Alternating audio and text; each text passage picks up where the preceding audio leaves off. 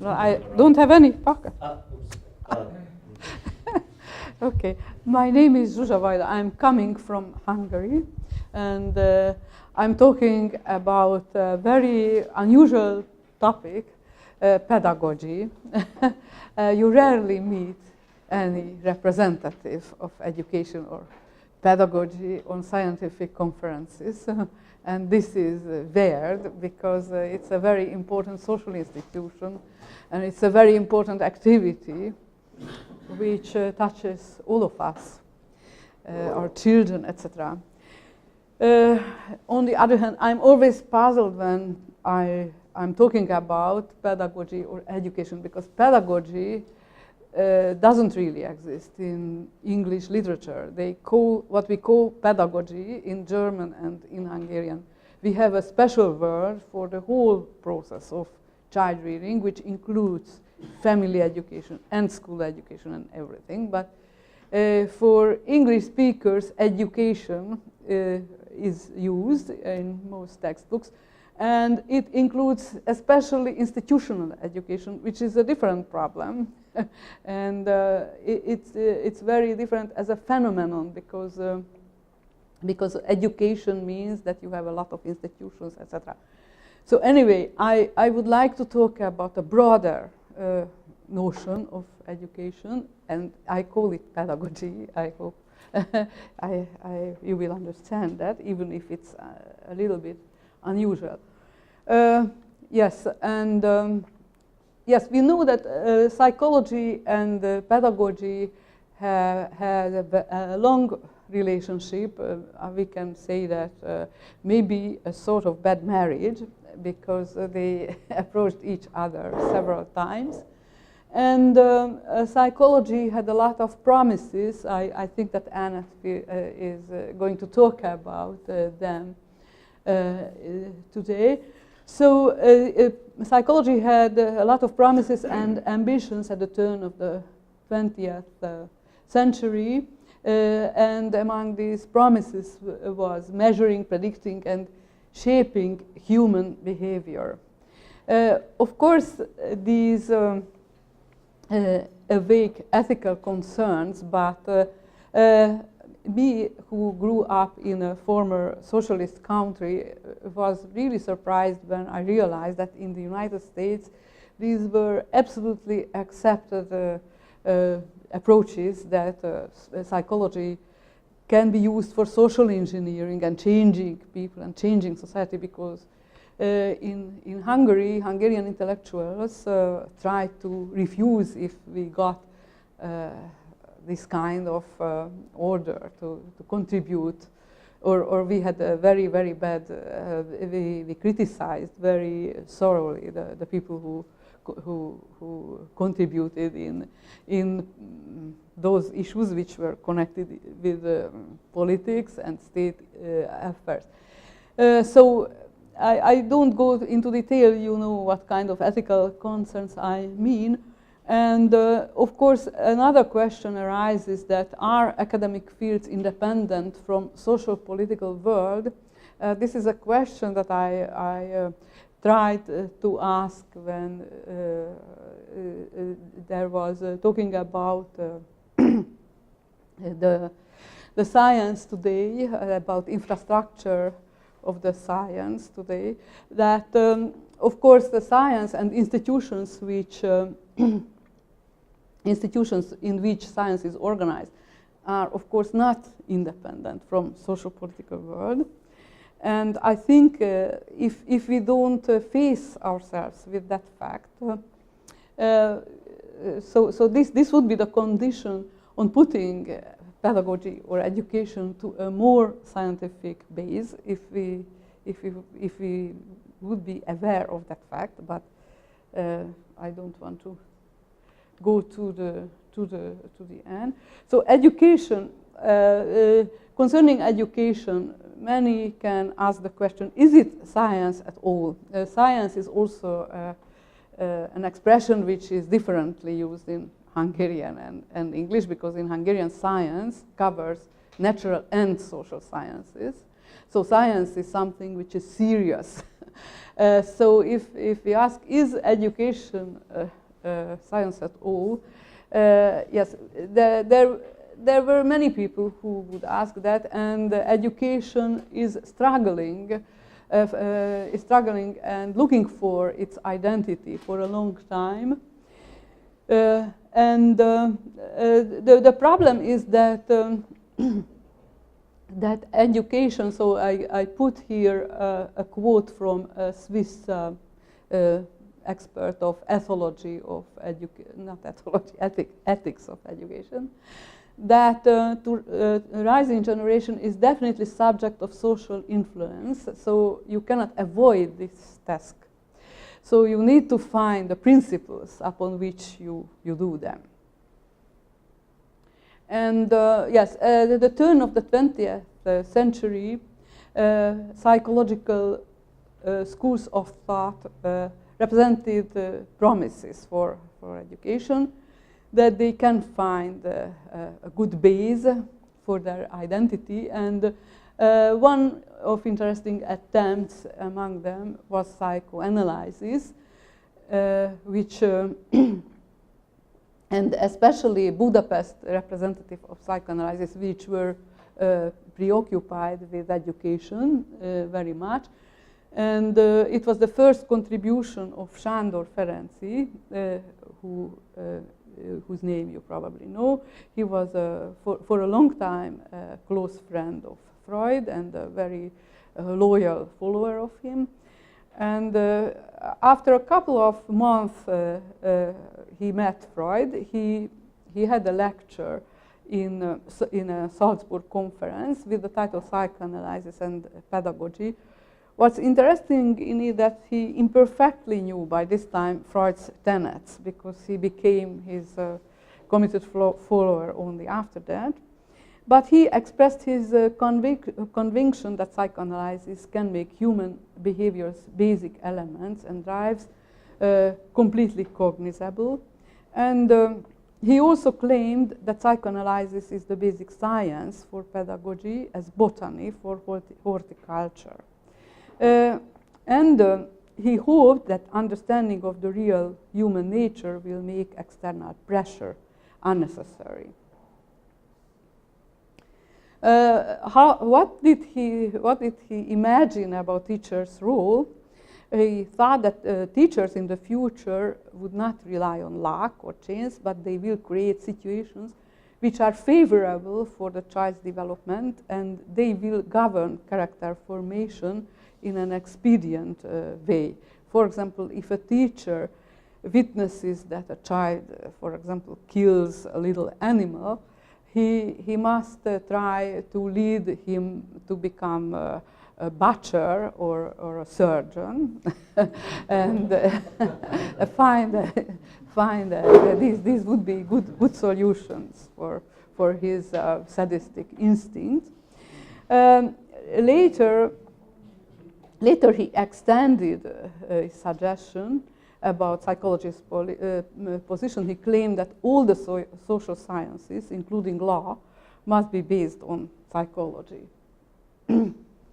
After Salzburg conference, Freud was delighted, and this is a very famous quote from him, where he stated that education is a very important field for applying psychoanalysis, and he is a strong supporter of that.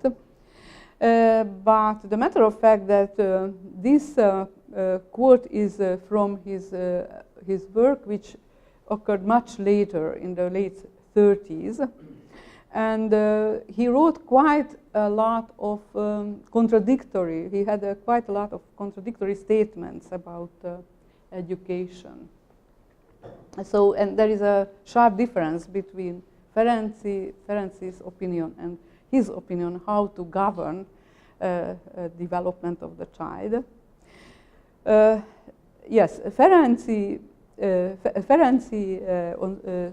so sublimation was a very favored idea of psychoanalysis, and Ferenczi used the idea of sublimation as to transform instincts into socially acceptable activities. And the way of that is that teachers have to abandon authoritarianism, and they have to rely on the pupil's rational judgment. And he insisted that teachers must treat students without unnecessary pressure and violence. We know that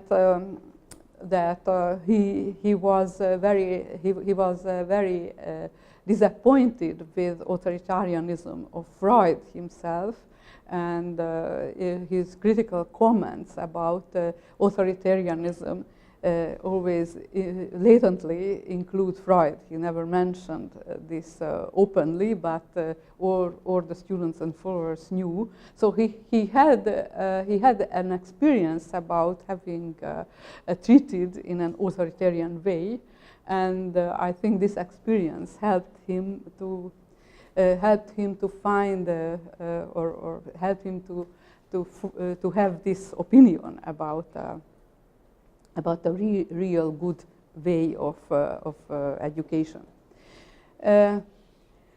But in a further consideration, Ferenczi realized that if the reasonable judgment of individuals is allowed to prevail, this may change society. And this is one point where Freud completely disagreed. First, in the 3 essays, which was published only in 1914, Freud claimed that instinct development is a spontaneous process which takes place in a certain time anyway, and education gives only the sign for it, so it cannot help a lot. And yes, it's a quote, "A child must learn to control his instincts. It's impossible to give him liberty to carry out all his impulses without restriction. And for that, accordingly, education must inhibit, forbid, and suppress. And this is abundantly seen in all periods of history." This is a quote which is very often mentioned from Freud. This is maybe the only practical advice that he gave educators. But we have learned from analysis that precisely this suppression of instincts involves the risk of neurotic illness. Thus, education has to find its way between the scylla of non-interference and charybdis of frustration. An optimum must be discovered which will enable education to achieve the most and damage the least. A moment's reflection tell us that hitherto education has fulfilled its task very badly and has done children great. So the scylla and charybdis metaphor is the only advice that he gave educators ever. And we also know that Freud was convinced that psychoanalysis is not supposed to be preoccupied with the values of education.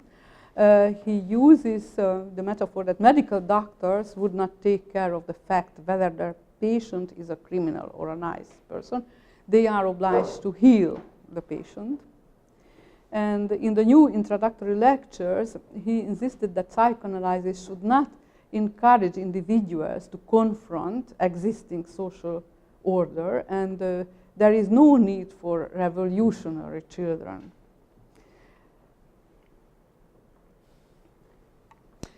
Yes, actually, the end of the story that this is a contemporary representative of psychoanalysis, Mireille Sifali. She works for Geneva University. So this is only one quote from the many who thought that the attempt of application of psychoanalysis into education was a failure. And psychoanalysis had to do with helping human beings to build themselves mentally. Therefore, there cannot be any global success, only local ones. To believe that overall and permanent success is a possibility is, to my way of thinking, nonsense. Constructing one's mental apparatus depends on historical context, situations, encountered ideologies, and various influences. So I think that this is a summary of the experiences of application psychoanalysis to education. So all the contributors had to face with the fact that that mental apparatus of individuals is built upon social, or built with the help, or involves social circumstances. Yes, so an important lesson from the attempts of applying psychoanalysis to pedagogy, that relying on a scientific concept of individual development, which was an ambition of pedagogy, is inevitably linked with social conservatism. And this is true to behaviorism and to Freud's own comments on the subject. That if you take the social circumstances as an unchangeable complex of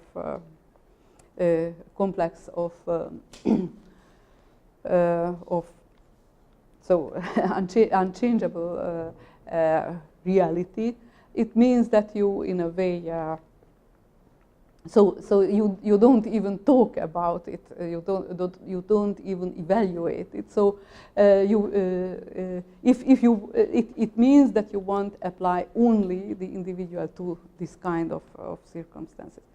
But the question stays open: what education should rely on? What are the scientific basis of education?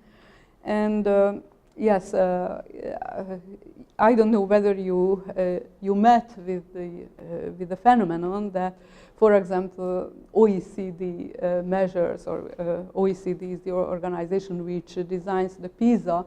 They are all the time relying on statistical data, and they are very big. So they are always referred to a sort of education which is based on facts, which is based on scientific results, and we don't know from where these scientific results are gone.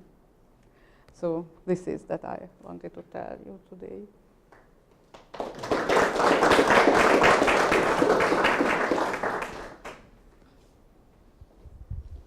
Great. So, yes. Okay, so thank you. The question I would like to ask you is, what is exactly the promise you're referring to? I've read a piece of Sandro Ferenczi related to where he relates psychoanalysis to criminology, and there I think you can find some promises, because it's a field he does not already see how things should work, but he expects that the method of psychoanalysis will give very interesting results. So he talks much more about the future, at least in the piece I read on this topic. And with regard to education, I didn't get, maybe you said it and I didn't just, I was not attentive, but what is exactly the promise he makes? And my second question would be, why didn't you, if you want to compare a little bit more on the pedagogy, why didn't you take Anna Freud, who is much more an expert in applying psychoanalysis to this field of education than Freud himself? It surprised me. But yeah, that's all. Anna Freud, first the second question, Anna Freud also stated that it was a failure, the attempt of application of psychoanalysis into education. There is a quote from her that it's a failure, it's impossible, because you can never free the patient from his or her neurosis. So she also stated that it was a failure. The other question, what Ferenczi, or was your other question? What Sandro Ferenczi? Yes, he also thought that the whole process of education can be planned. You can make a long plan for education. So it's interesting that it's in a way like the behaviorism concept on the issue, but behaviorism didn't care at all with individual properties, and but Ferenczi did. So for him, it was important that you need to give away to the development of the children's own capacities. But later, when he started to think further about the subject, he was faced the fact that you cannot let, so you cannot avoid to take into consideration the social circumstances. This is what. Did I answer your question? Yes, yes. I just disagree on some points. Disagree in what? I think that my question is somewhat connected. You talked about the promise of psychoanalysis, and I had the impression, without knowing much about it, that it was more the promise of Freud's psychological theory, because Freud gave us a new idea of how psychological development is going and what is at stake, and then you can use these ideas for education. So how much is it the analysis, because the analysis is indeed an individual process, while the theory is true for everyone. So how these two, and then also, because when you say the psychoanalysis is the basic science for pedagogy, then you are talking not so much as the psychoanalysis of a particular person, but psychoanalytical theory. Theory. Yes. Mm-hmm. And psychoanalytical theory.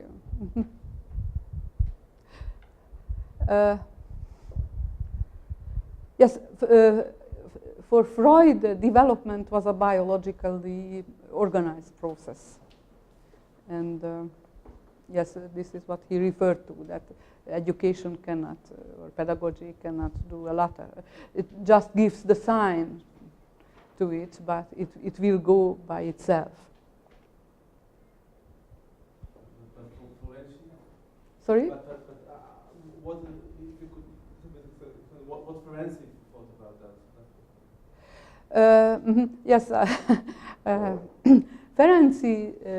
Ferenczi was preoccupied with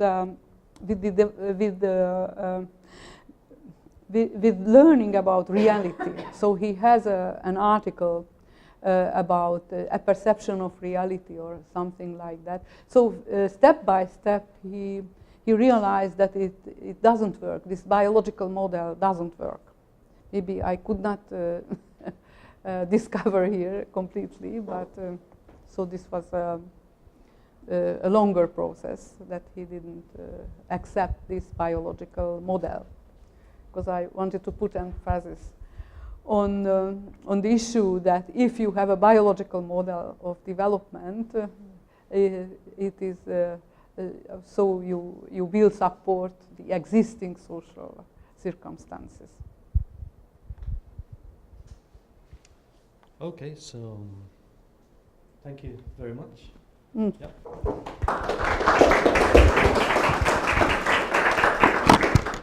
We're going very